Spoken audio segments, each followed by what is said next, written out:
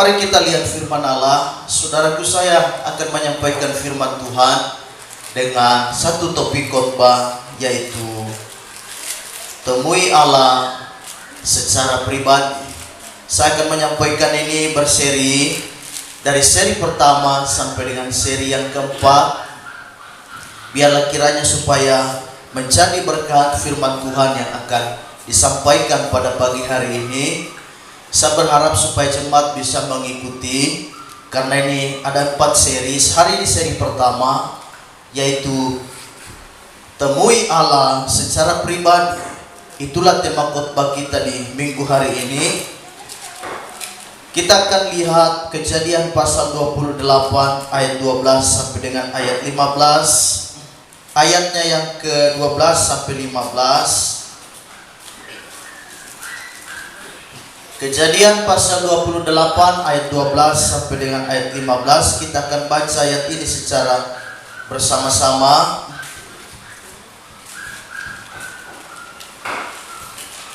Mari kita baca bersama-sama Kejadian pasal 28 ayat 12 sampai dengan ayat 15. 2, 3, mulai. Maka bermimpilah ia, di bumi ada didirikan sebuah tangga yang ujungnya sampai di langit, dan tampaklah malaikat-malaikat Allah turun naik di tangga itu. Berdirilah Tuhan di sampingnya dan berfirman, Akulah Tuhan Allah Abraham, nenekmu, dan Allah Ishak.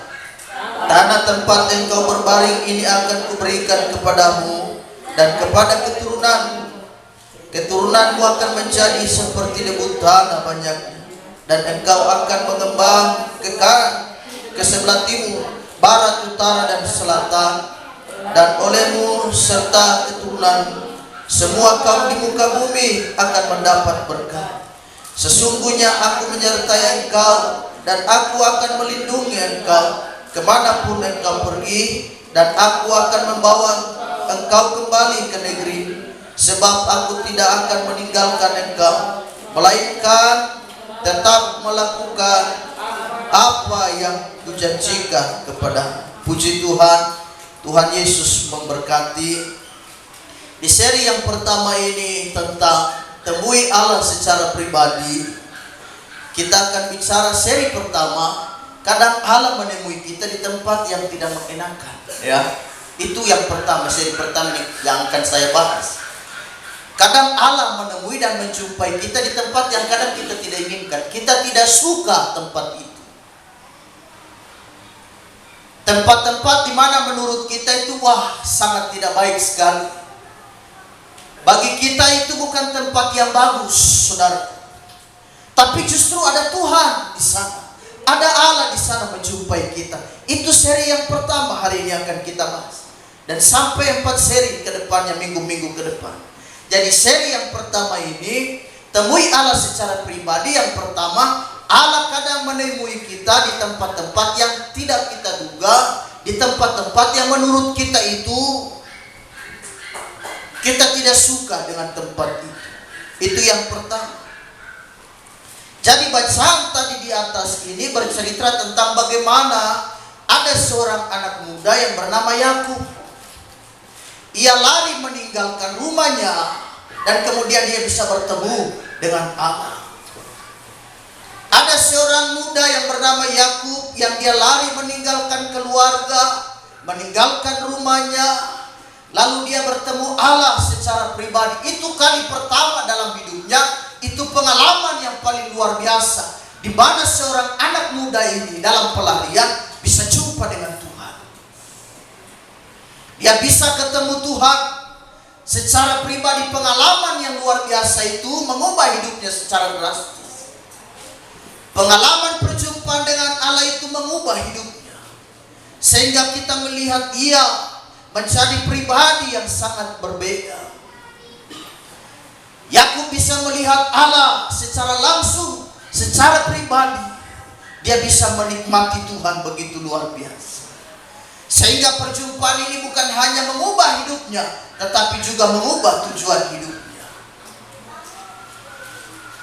Jadi kadang Allah menemui saya dan saudara, menemui kita umat manusia Di saat-saat yang menurut kita itu tidak bagus buat kita. Kita bilang waktunya tidak pas Tuhan. Waktunya ini tidak dapat. Waktunya ini saya kurang suka dengan tempat itu. Saya kurang suka dengan kesempatan itu. Saya kurang suka dengan keadaan itu. Kenapa Tuhan bisa menemui saya dalam keadaan yang menurut kita ini tidak bagus buat kita, tapi bagus bagi Allah. Ini seri yang pertama. Kita akan lihat ada 3 tokoh yang akan saya munculkan dalam tema khotbah pada pagi hari. Yang pertama Musa. Yang pertama ada Musa. Keluaran pasal 3 ayatnya yang kedua. Firman Allah berkata, Keluaran pasal 3 ayatnya yang kedua, lalu malaikat Tuhan menampakkan diri kepadanya. Di dalamnya lah api yang keluar dari semak duri. Lalu ia melihat dan tampaklah semak duri itu menyala, tetapi tidak dimakan api.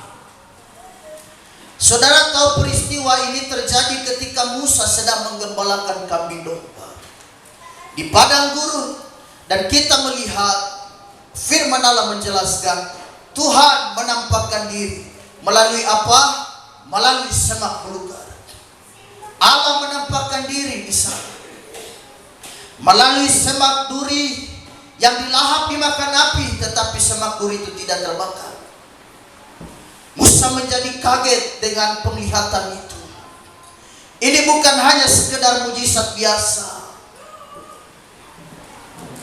tetapi ini adalah bagaimana cara Allah memanggil Musa. Siapa Musa? Dia orang yang tidak terlalu hebat juga, dia biasa-biasa saja. Masa kecilnya juga sangat berbahaya. Dia bahaya kenapa? Karena masa kecilnya juga dia ditaruh di dalam peti dan dibiarkan hanyut di sungai Nil, sehingga putri Firaun bisa menemukan dia. Diangkat dia dan diasuh.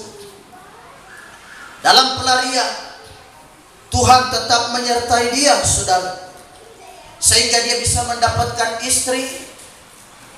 Dia bisa mendapatkan mertua yang bernama Yitro. Mertua mempercayakan dia untuk mengembalakan kambing domba milik mertuanya. Dan dia di sana kemudian melihat apa? Dia berjumpa dengan Tuhan. Semak belukar adalah hal yang biasa saja. Bagi kebanyakan orang semak duri tidak dianggap. Bagi kebanyakan orang semak duri itu, semak belukar itu hal yang biasa. Itu tidak terlalu penting. Bahkan itu dia bisa dibuang di api untuk dibakar. Bayangkanlah kalau kebun kita dipenuhi dengan semak duri. Wow, kita menjadi marah. Kita tidak suka tentunya. Semak duri ini berbicara tentang hal yang biasa, tidak dianggap, tetapi justru Allah hadir di sana. Orang mungkin tidak menganggap saya dan saudara. Kita biasa, kita orang biasa di mata Tuhan. Di mata manusia juga kita orang biasa. Tetapi justru Allah hadir menjumpai kita. Kita lihat Yesus hadir. Yesus lahir di kandang yang hina, tempat yang biasa. Bahkan kita lihat bahwa pelungan itu adalah tempat menaruh makanan hewan-hewan, sehingga dia bisa lahir dan dia bisa ditaruh di dalam pelungan yang sederhana, tempat makan hewan-hewan.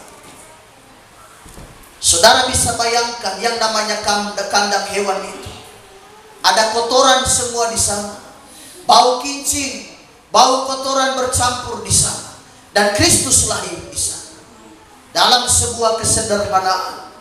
Jadi Allah hadir, Allah mengunjungi Musa di tengah-tengah dia di dalam kondisi yang sebetulnya sangat memprihatinkan. Allah hadir menemui dia untuk membebaskan umatnya, yaitu bangsa Israel. Sehingga firman Allah berkata, Allah tampil di dalam semak duri. Musa menjadi kaget melihat hal itu. Allah terkadang tidak hadir di tempat yang nyaman, di tempat yang ruangan full AC, di tempat-tempat yang spektakuler, kata orang. Saudara bisa ketemu Tuhan di tempat KKR yang orang banyak, ribuan orang berkumpul. Saudara bisa jumpa mungkin di gereja yang luar biasa, gereja mewah, dan saudara bisa jumpa, boleh, tidak mengapa. Tapi ada orang-orang yang ketemu Tuhan justru di tempat-tempat bahaya. Ada orang justru ketemu Tuhan di tempat-tempat yang luar biasa jahatnya. Justru Allah hadir di sana. Salah satunya adalah Musa. Semak belukar sesuatu yang tidak dianggap. Tetapi yang tidak dianggap inilah justru Allah memakai. Tuhan memakai Musa untuk membebaskan bangsa Israel. Sempat ada negosiasi kan, kita lihat Musa bilang, jangan saya ini tidak pandai bicara. Bagaimana kalau abangku saja, kakakku Harun, dia bisa, dia jago bicara, dia pintar, pakai saja dia. Tidak, Tuhan bilang bukan dia, kamu yang tidak tahu bicara ini. Justru kalau diserahkan kepada Tuhan dan Tuhan memakai, akan menjadi jago bicara. Pikiran kita yang sempit ini, kata dunia, mungkin orang bodoh. Tetapi kalau kita hidup dekat dengan Tuhan, kita seperti orang pintar. Kita bisa menjadi pintar. Karenanya firman Allah berkata, Allah memakai orang bodoh untuk mempermalukan apa yang pintar bagi dunia. Allah memakai orang lemah untuk mempermalukan apa yang kuat menurut dunia. Jadi serahkan hidup kita, hidup yang biasa-biasa, kita serahkan bagi Tuhan. Ketika hidup yang biasa ini kita serahkan sama Tuhan, maka kita akan melihat hal yang luar biasa terjadi. Jadi Allah menemui pribadi yang pertama, ada Musa. Ia menjumpai manusia di tempat sederhana, bahkan di masa yang sulit. Ini Musa dalam kondisi sulit. Tetapi kita lihat justru dia berjumpa Tuhan di sana. 1 Korintus 1 ayatnya yang ke-27. Tetapi apa yang bodoh bagi dunia dipilih Allah untuk memalukan orang-orang yang berhikmat. Dan apa yang lemah bagi dunia dipilih Allah untuk memalukan apa yang kuat. Jadi seringkali Tuhan menemui kita justru di padang gurun kehidupan. Musa bertemu Allah justru di padang gurun, lagi menggembalakan kambing domba. Di padang penggembalaan, di tempat-tempat yang tidak disukai, di tempat-tempat yang menurut kita lemah, kita tidak berarti, kita tidak berdaya. Tetapi Musa justru melihat api Allah di sana menyala. Api itu bicara tentang kuasa Tuhan. Api itu bicara tentang kemuliaan Allah. Jaga api tetap menyala. Jaga api tetap berkobar. Jaga api sukacita, api semangat pelayanan tetap membara dalam hidup kita. Haleluya. Jadi jaga api, saudara. Tetap sukacita meskipun ada pergumulan, ada tantangan. Tetap maju, tetap setia. Mungkin ada kegiatan-kegiatan lain sehingga kau harus kesampingkan. Anak berkata, Pak, ibadah-ibadah terus sih. Ini kan sudah mau libur, mau lebaran. Bagaimana hari Minggu ini kita ke Tanjung yuk? Bisa nggak Pak? Minggu ini jangan ibadah dulu, kita ke Tanjung. Karena kita sudah pesan Maxim, 3 mobil sudah datang di depan rumah. Kau berkata enggak. Jalan-jalan ke Tanjung mah kapan-kapan bisa, tapi kita ketemu Tuhan hari ini.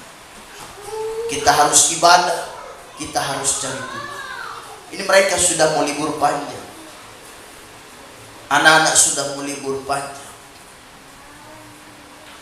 Sudah mau lebaran. Saya bilang sama Ibu Gembala, libur panjang kerajaan Ampat pergi mancing, cari ikan. Haleluya. Kita manfaatkan libur yang ada, kita cari hidup. Pokoknya kita cari hidup, melayani Tuhan sambil cari hidup. Jadi tetap berjuang ya, haleluya. Ini kota Sorong, Bung. Hidup ini keras. Ada yang bilang ada yang bilang begitu toh. Ini kota Sorong keras. Keras, bro. Hidup ini keras. Jadi karena itu sambil melayani cari hidup. Haleluya.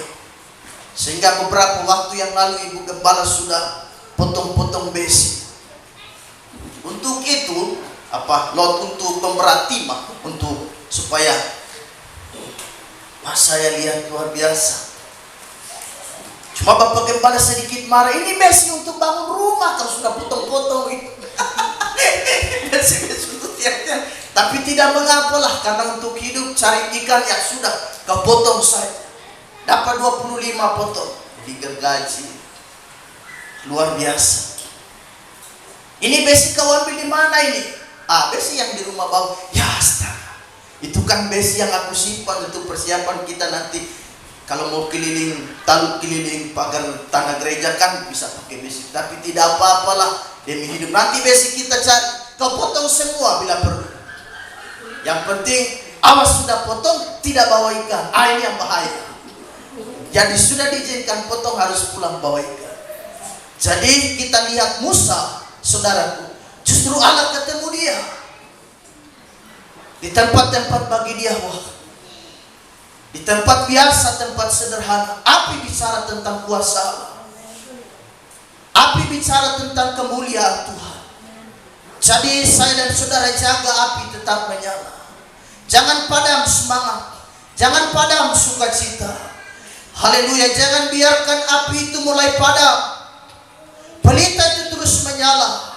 5 gadis yang bijaksana membiarkan pelitanya tetap menyala.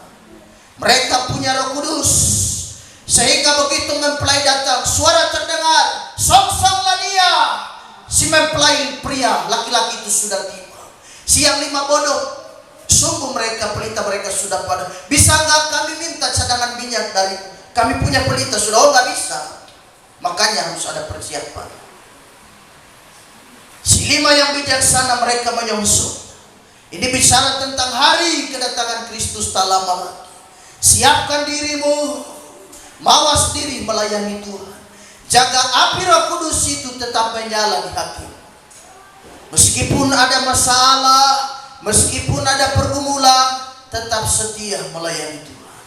Tetap maju, tetap sukacita melayani Tuhan. Jadi kita lihat Allah itu Allah yang luar biasa. Bahkan api itu digambarkan adalah Allah itu sendiri.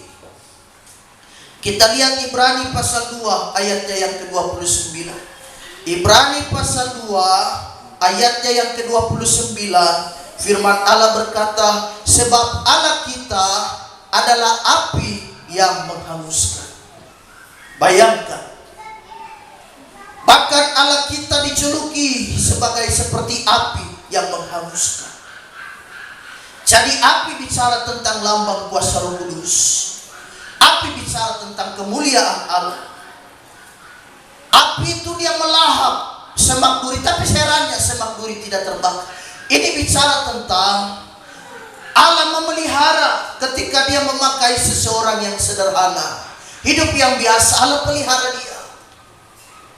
Allah menjaganya.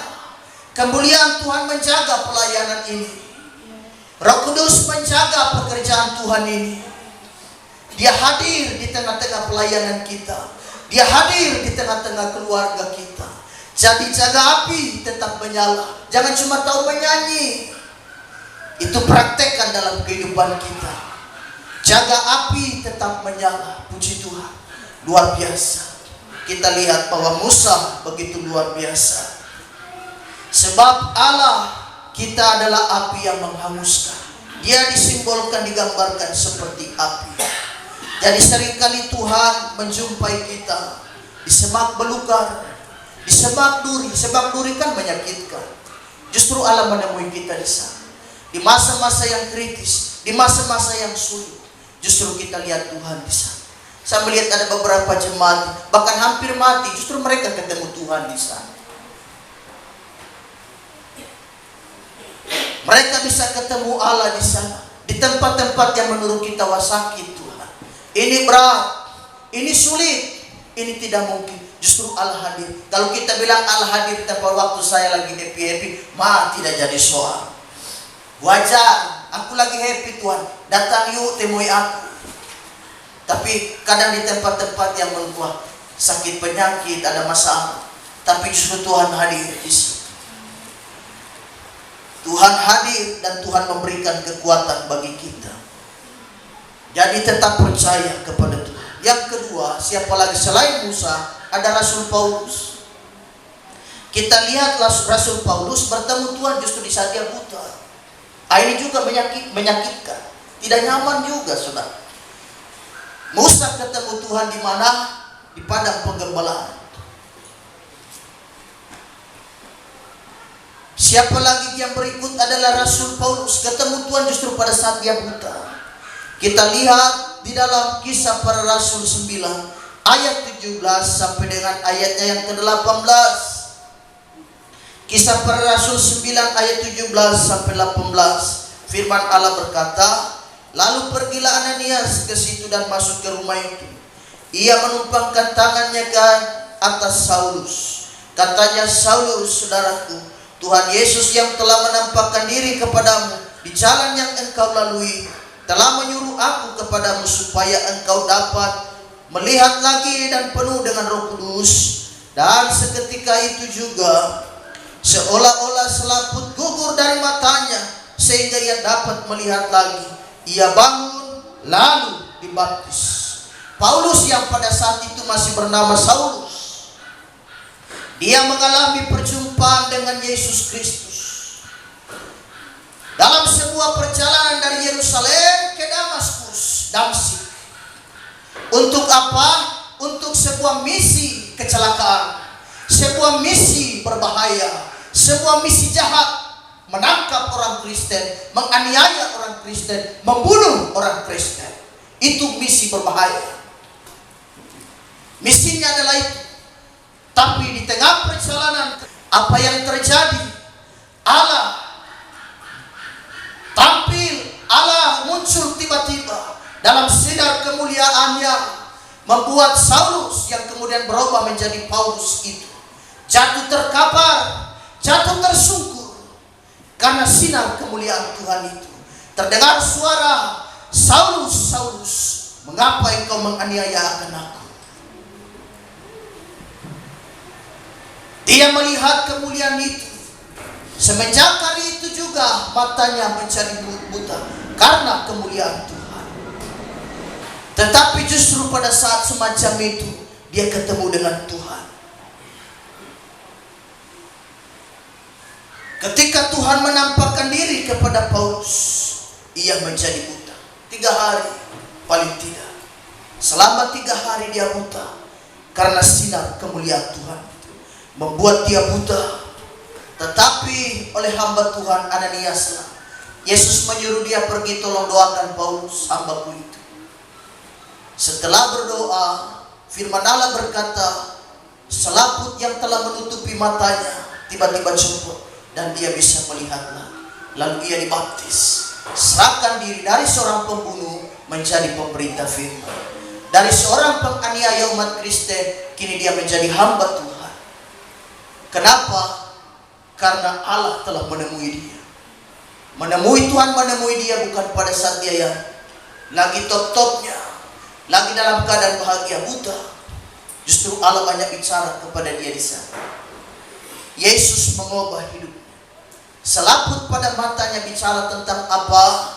Segala hal-hal yang buruk, yang jahat, segala kebenaran dunia telah luntur dan gugur dari diri Paulus. Semua kebenaran diri, semua keangkuhan hidup gugur dan luntur dari diri Paulus. Sehingga yang muncul hanya apa? Kemuliaan Tuhan. Kadangkala kita tidak mau melayani Tuhan karena kita merasa diri lebih hebat. Itu selaput yang menutupi mata rohani, sehingga kau tidak bisa lihat Tuhan karena dunia lebih tebal, dunia lebih berkuasa pada pandangan rohani. Selaput pada mata Paulus gugur, bicara tentang segala yang dunia luntur, gugur. Kemudian dia terbuka, melek matanya, dia lihat kemuliaan Tuhan. Sekarang dia dengan pemandangan baru, pikiran baru, gaya hidup yang baru. Dia sudah melihat lagi. Jadi semua kebenaran diri manusia, semua ego, kesombongan luntur. Allah menjumpai kita supaya saya dan saudara kita belajar melayani dengan kebenaran firman Allah, dengan standar firman Allah, bukan standarnya manusia. 2 Korintus 5 ayatnya yang ke-17. 2 Korintus 5 ayat 17, firman Allah berkata, jadi siapa yang ada di dalam Kristus, ia adalah ciptaan baru. Yang lama sudah berlalu, sesungguhnya yang baru sudah datang.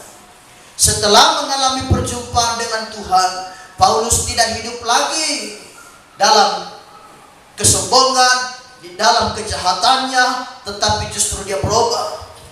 Dia menjadi seorang hamba Tuhan, memberitakan firman Allah. Kristus Yesus dipermuliakan di dalam hidup. Dari seorang pembunuh, dari seorang penganiaya, kini dia melayani Tuhan. Wah, apakah hebat Tuhan itu? Jadi ini luar biasa. Ketika kita berjumpa Tuhan, maka yang terjadi adalah perubahan hidup. Kita lihat Efesus 1 ayat 18 lagi. Efesus pasal 1 ayatnya yang ke-18, firman Allah berkata, dan supaya ia menjadikan mata hatimu terang, agar kamu mengerti pengharapan apakah yang terkandung dalam panggilan, betapa kayanya kemuliaan bagian yang ditentukannya bagi orang-orang kudus. Supaya apa? Ia menjadikan mata hatimu terang. Kita tidak bisa lihat Tuhan karena mata hati kita gelap.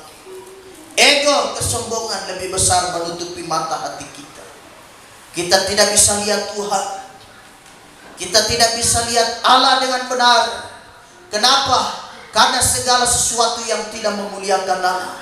Ego lebih besar, kejahatan lebih besar, dunia menguasai hati, sehingga tidak bisa lihat Tuhan begitu benar. Serahkan diri, maka semua itu akan gugur. Selaput penutup mata hatimu, sehingga tidak bisa melihat kemuliaan Allah. Serahkan kepada Tuhan hidup kita, itu akan copot dan itu akan gugur seketika. Supaya kita bisa melihat terang Kristus, dan terang Kristus itu bercahaya di dalam hidup kita. Kita jalan tidak meraba-raba lagi. Kita jalan tidak terantuk pada batu sehingga kita jatuh. Tetapi ada terang Kristus. Mata hati kita, mata rohani kita sudah dibuka oleh kemuliaan Allah, sehingga kita bisa melayani dengan baik. Kita bisa ke gereja, kita bisa cari Tuhan. Karena kita sudah lihat apa? Kita sudah melihat Tuhan. Yang terakhir ada Yakub. Orang yang sama yang kita bahas di ayat yang sebelumnya. Dalam Kejadian pasal 28 ayat 12 sampai 15 tadi. Jadi peristiwa ini terjadi, saudaraku, ketika Yakub sedang dalam pelarian. Karena terjadi keributan, terjadi masalah di tengah-tengah keluarga, di mana Yakub telah menipu kakaknya yaitu Esau. Soal apa? Soal tentang berkat itu, hak kesulungan. Kemudian dia tukarkan dengan semangkuk kaca merah. Itu yang membuat Esau marah begitu luar biasa, sehingga mau mengancam untuk membunuh dia. Yakub melarikan diri. Yakub ketakutan, saudara. Dia melarikan diri, sehingga dia dalam perjalanan mau ke Haran tujuan dia.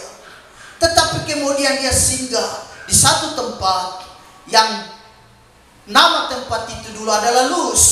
Kemudian diubah oleh Yakub menjadi Betel, yang artinya rumah Allah. Dia tidur di situ, bantal kepala dari batu. Dia tidur dalam kesendirian, dalam kesunyian, tak berdaya dan tak berarti. Hidupnya penuh dengan kegelisahan.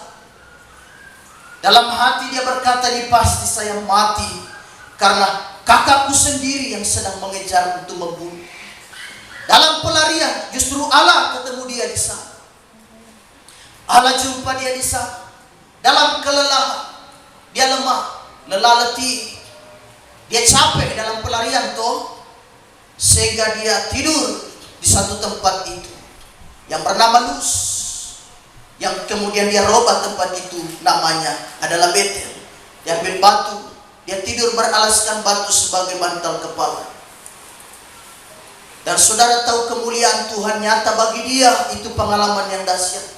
Kenapa? Dia bermimpi dan dia lihat ada satu tangga dari bumi sampai ke langit, dan kemudian ada malaikat naik turun, naik turun. Dia lihat kemuliaan itu luar biasa. Itu pengalaman yang indah.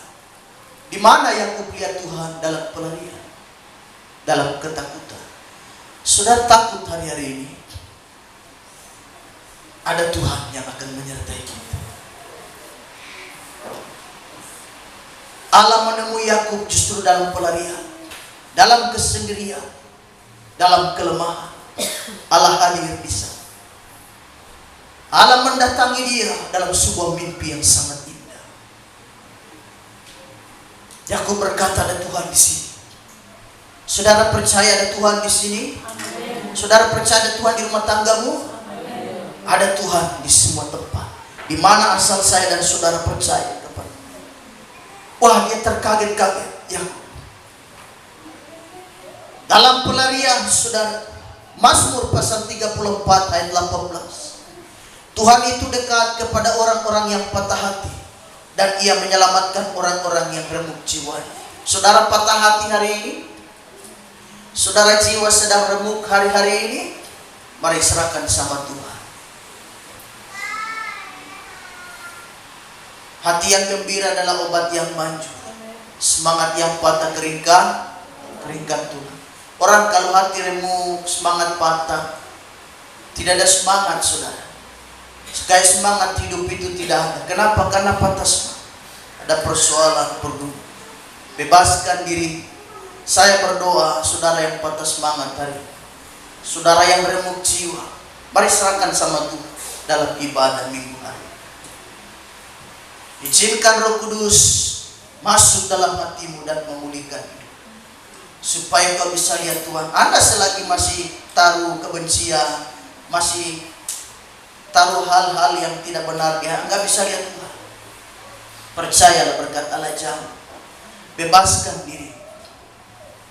Kita percaya Allah hadir justru pada saat engkau lagi patah hati, lagi remuk jiwa. Kita serahkan sama. Bilang, Tuhan, saya hari ini lagi putus asa. Bilang, Tuhan, hari ini saya lagi sakit hati. Tuhan, hari ini saya lagi kecewa. Tuhan akan menjamah hidup. Apa yang bisa kita lakukan, apa yang bisa tangan kita perbuat. Apa yang tidak bisa kita perbuat, serahkan sama Tuhan. Apa yang menurut kita tidak bisa kita lakukan, serahkan sama Dia.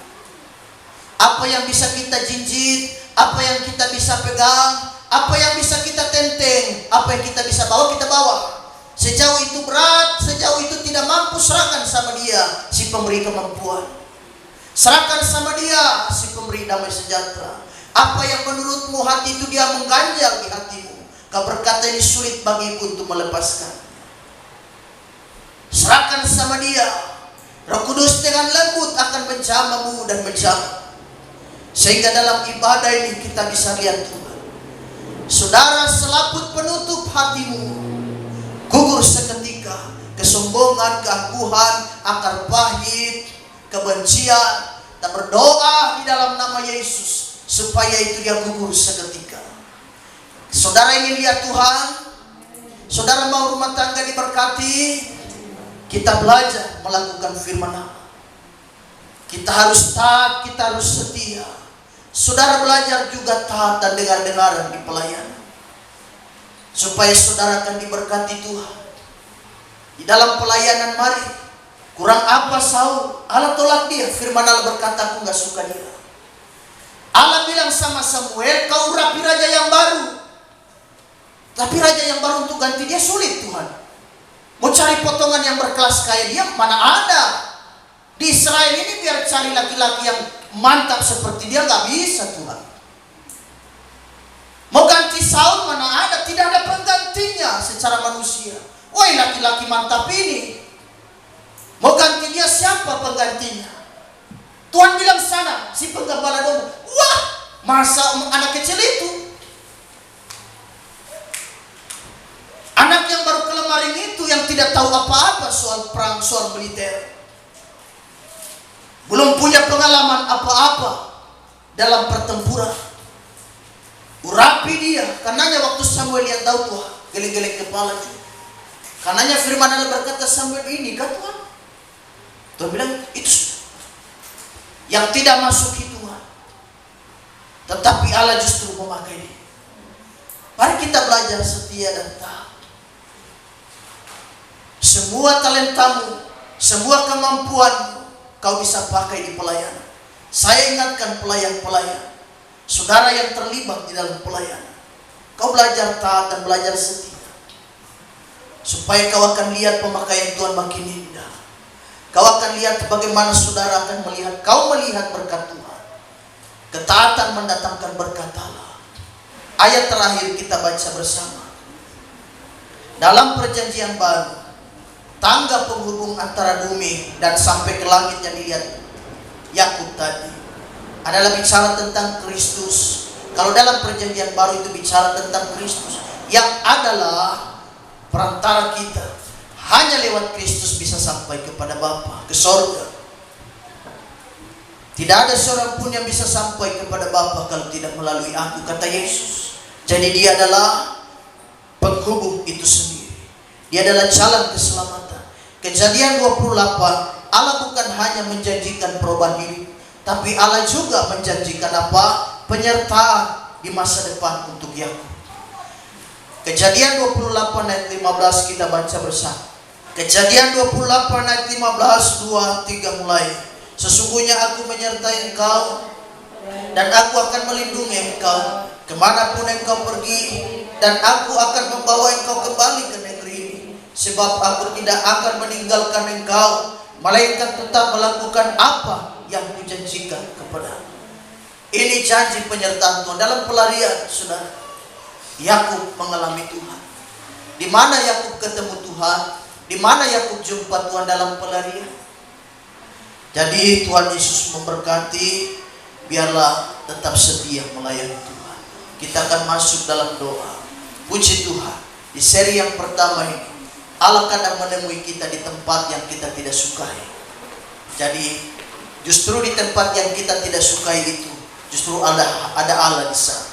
Tuhan Yesus memberkati kita semua. Haleluya.